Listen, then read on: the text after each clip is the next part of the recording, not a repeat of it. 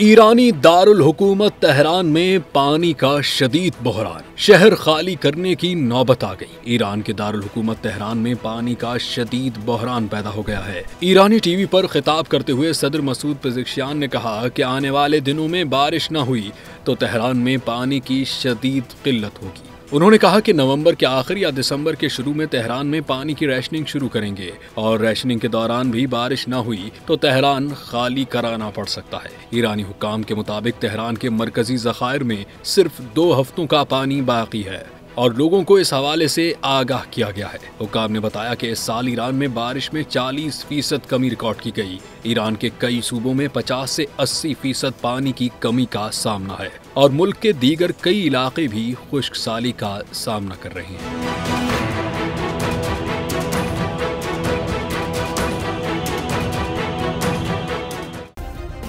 Subscribe करें और bell दबाएं ताकि कोई खबर रह न जाए।